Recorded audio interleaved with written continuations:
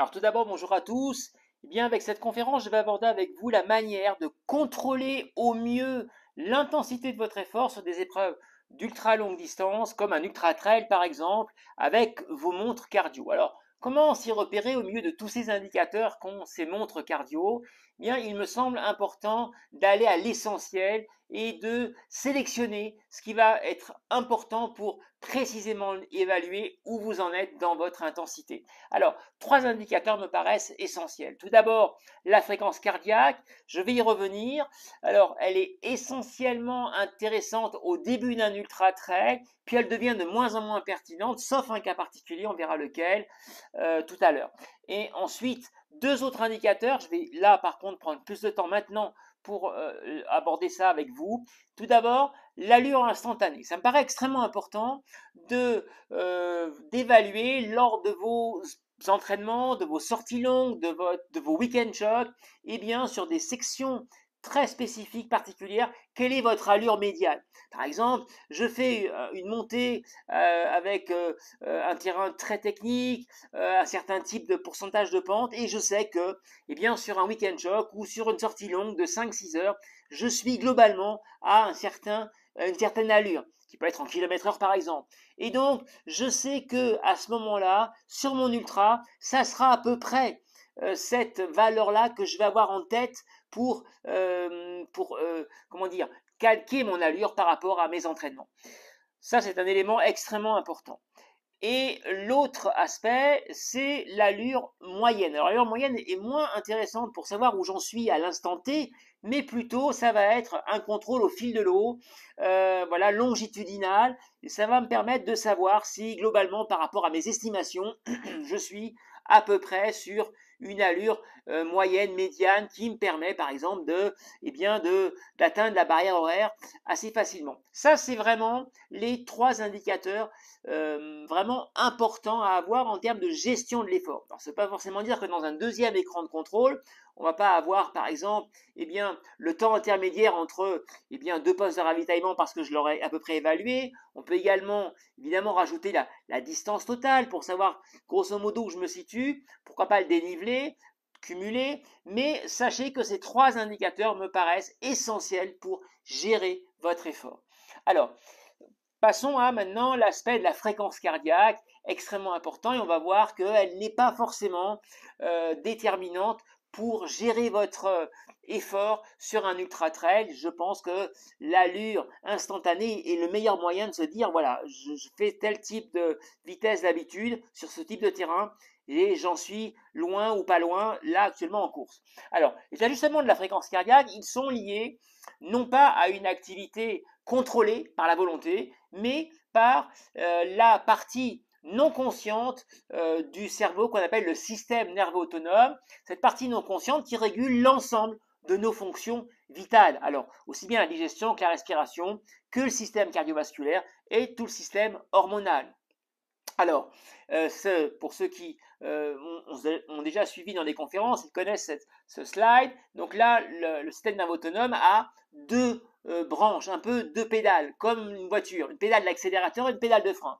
La pédale d'accélérateur, qui est donc le système sympathique, va avoir un effet boostant, stimulant. C'est par exemple cette branche-là qui va commander l'accélération, l'augmentation de la fréquence cardiaque via des neurotransmetteurs. À l'inverse, la branche parasympathique est donc la pédale de frein en quelque sorte, la branche calmante, là aussi par des neurotransmetteurs, va par exemple baisser la fréquence cardiaque. Alors, j'insiste, la dérive, l'idée que la fréquence cardiaque monte ou descend, elle dérive. Elle peut dériver sur une même intensité. Je fais d'allure, je veux dire. Donc j'ai une allure constante et malgré cette allure constante, parfois ma fréquence cardiaque va partir à la hausse et parfois elle va partir à la baisse et on va voir ces deux cas de figure. Alors, je vais vous faire une parenthèse. Lorsque l'on parle de dérive cardiaque en médecine avec des experts en cardiologie, on parle toujours d'une dérive à la hausse. Mais moi, en me plaçant en tant que coach, je prends le mot dérive au sens systémique du terme, qui n'est pas le monopole de la médecine. Et donc, quand je parle de dérive, c'est soit à la hausse, versant cardiologie, ou alors à la baisse, eh bien, malgré moins d'intensité, on va le voir, la fréquence cardiaque baisse irrémédiablement, alors qu'à la hausse, elle va aller vers la fréquence cardiaque maximale. Alors, le cas de la fréquence cardiaque à la hausse, la dérive, pardon, cardiaque à la hausse, eh bien, voilà un exemple. Ici, vous avez un athlète qui avait des fractionnés à faire, donc en pyramidal, voilà, classique, et on voit qu'il a gardé une allure constante, et malgré cette allure constante, eh bien, on voit qu'au fil des fractionnés, eh bien, la fréquence cardiaque en rouge monte, elle dérive vers un maximum. Alors, un autre exemple, toujours à la hausse, là on le voit avec un cycliste qui avait un capteur de puissance. On voit ici que ces fractionnés ont une puissance identique au fil des fractionnés, et pour autant, eh bien, on voit une dérive progressive de la fréquence cardiaque.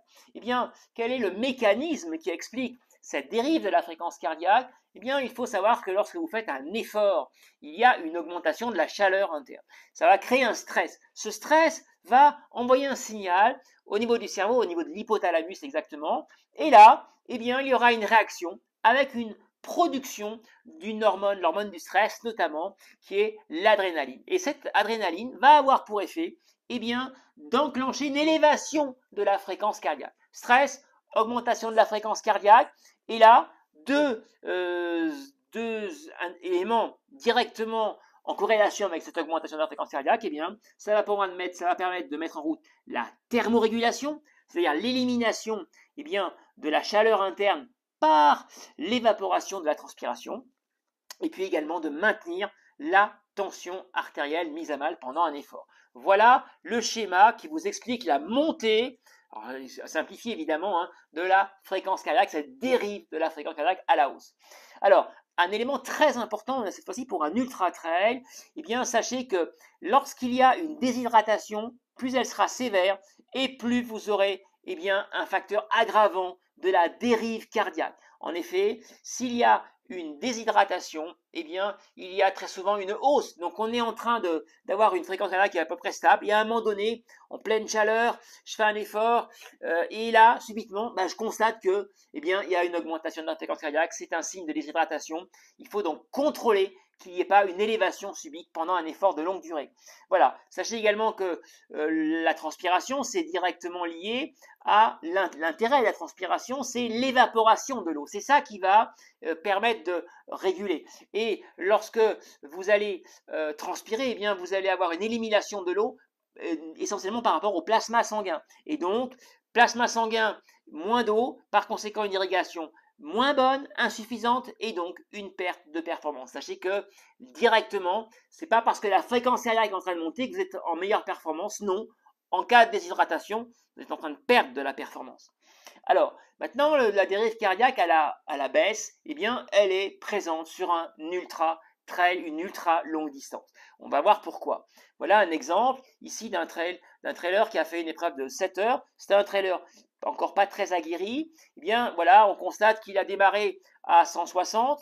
Donc, on est au niveau un peu en dessous du seuil 2 qui est la valeur que l'on peut tenir environ au maximum 1 heure, mais je vais revenir sur la notion de seuil tout à l'heure, et il descend irrémédiablement puisque au bout de 7 heures, eh bien, il est en moyenne à 40 pulsations de moins puisqu'il finit à 120. Vous voyez que irrémédiablement, malgré un départ qui est quand même pas non plus très très rapide, assez prudent pourtant, eh bien, il y a une baisse parce que cet athlète-là est peu aguerri encore et donc il y a évidemment une forte baisse, une forte fatigue qui s'installe. Alors, sur un trail, voilà un expert par contre, sur un trail long de 140 km, 19 heures d'effort, eh bien là on voit qu'il y a aussi une dérive, mais vous voyez elle est beaucoup plus contrôlée, elle est maîtrisée, puisqu'il n'y a que 15 pulses d'écart entre le début et la fin, et là aussi on voit que malgré tout il y a eu un départ très prudent, mais très peu de dérive cardiaque. Ça c'est le niveau d'entraînement en endurance fondamentale qui va permettre d'obtenir cela.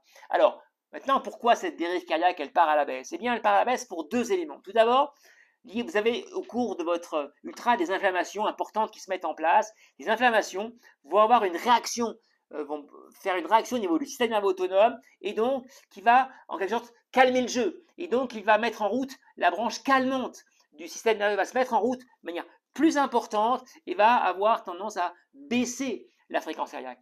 Et puis, il y a un autre aspect qui est la fatigue générale. C'est-à-dire que là, ce n'est pas la branche parasympathique qui est plutôt active, mais c'est les deux branches qui sont un peu en perdition, la branche sympathique et la branche parasympathique. Il y a une fatigue générale qui s'installe, et donc, eh bien, cela fait qu'il ne peut plus y avoir vraiment de production importante. Je vous l'ai dit, le système nerveux autonome commande l'ensemble des fonctions hormonales, notamment l'adrénaline qui a tendance à faire booster la fréquence cardiaque. Ben, il y a moins d'adrénaline, par conséquent, il y a une baisse de la fréquence cardiaque. Voilà les deux paramètres qui peuvent expliquer cette baisse irrémédiable de la fréquence cardiaque sur un ultra-trail, que j'appelle donc la dérive négative, voilà, de la fréquence cardiaque.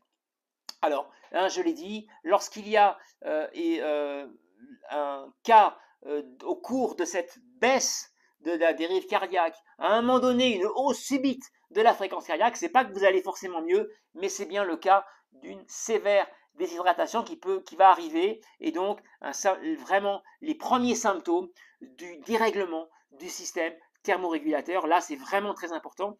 Je vais revenir plus spécialement dans une conférence sur la chaleur à ce niveau-là. Mais sachez que c'est un élément important. Là, il faut s'arrêter, stopper et se réhydrater, se mettre à l'ombre si possible, et en tous les cas, arrêter l'effort pour laisser l'organisme bien récupérer, reprendre son souffle. Voilà, alors attention, l'hygrométrie aussi est importante par rapport à la transpiration. Sachez que c'est important de savoir que c'est l'évaporation qui va abaisser votre température corporelle et pas le ruissellement de l'eau. Il faut savoir que plus le taux d'humidité ambiant est important, eh bien, moins il y a d'évaporation parce que l'air est déjà saturé en eau. Il n'y aura pas d'évaporation, et donc qu'est-ce qui va se passer? Il n'y a pas d'évaporation, l'eau va ruisseler, et le ruissellement ne va pas être efficace. Pour thermoréguler, par conséquent, il faut bien penser, en cas de forte hygrométrie, à encore plus être vigilant sur son hydratation. Alors maintenant, quid de l'intensité? Comment on va se positionner? Eh bien, on va se positionner à une valeur qu'on appelle le seuil 1, je vais l'expliquer, qui est le point d'équilibre, ce que nos amis anglais appellent le steady state, très important. Alors, on va le voir avec un petit schéma déjà pour que vous compreniez. Vous voyez ici 3 indicateurs, consommation d'oxygène, gaz carbonique rejeté, débit de ventilation. Eh bien, on voit que jusqu'au niveau du seuil 1, eh bien, il y a une stabilité. Puis ensuite, il y a une première rupture et enfin une deuxième rupture au niveau du seuil 2. Alors, ça se traduit comment? Bien, en termes d'un indicateur, c'est le lactate. Les lactates, contrairement à ce qu'on dit, ne sont pas un déchet. En dessous du seuil 1, 70, 80% de la fréquence cardiaque maximale environ, eh bien, les lactates sont fabriqués par l'effort, mais pris par l'organisme, synthétisés avec de l'oxygène, qui est en très bonne quantité, et transformés dans la forme des sucres stockés dans l'organisme, qu'on appelle le glycogène. Et puis ensuite, eh bien, il y a de moins en moins de possibilités de complètement les synthétiser, donc ils commencent à s'accumuler, perturber le fonctionnement musculaire, et enfin en seuil 2, là, il reste très concentré malgré une ventilation qui est quand même, elle, débordée, on ne peut plus rien faire. C'est le point de rupture. Donc au seuil 1, vous voyez, c'est le seuil, c'est le moment, c'est cet endroit-là où il va falloir être sur vos ultra-trails. C'est la zone proximale sur laquelle vous devez osciller sur vos ultra-trails. Plus on est évidemment expert, plus on pourra la dépasser, la tenir, et moins on sera expert, et plus la fatigue va arriver, et plus on va être en dessous de ce seuil 1. Le seuil 2, vous voyez, on tient entre 45 minutes et 1 heure, et la VMA, qui correspond à la vitesse à votre plus haut niveau de consommation d'oxygène, ou alors la puissance dégagée, par exemple pour les cyclistes, c'est 4 à 5 minutes, qui correspond donc à la valeur du fameux VO2 max. Alors voilà un exemple d'illustration de cet point d'équilibre du seuil 1. Vous voyez ici, vous avez une montre qui a permis de repérer l'époque, qui est donc un indicateur qui permet de repérer l'augmentation de la consommation d'oxygène. On voit que, eh bien, à la vitesse constante, ça c'est la fréquence cardiaque. Vous voyez que ici, à la fréquence cardiaque, on est à peu près stable. Voilà, et on voit que la consommation d'oxygène augmente, puis après, au niveau du seuil 1, qui est donc cette fréquence-là, eh bien, on a un point de stabilité. On a un point de stabilité intéressant. Alors, c'était une séance, pourquoi c'est pic? Parce que c'est une séance où j'avais dit à l'athlète de rester au seuil 1 et toutes les 2-3 minutes, il fait une petite accélération de 10 secondes qui permet de booster l'activité hormonale. C'est une séance spécifique du seuil 1. Ben voilà, on voit le point d'équilibre ici qui permet de montrer que c'est un état stable.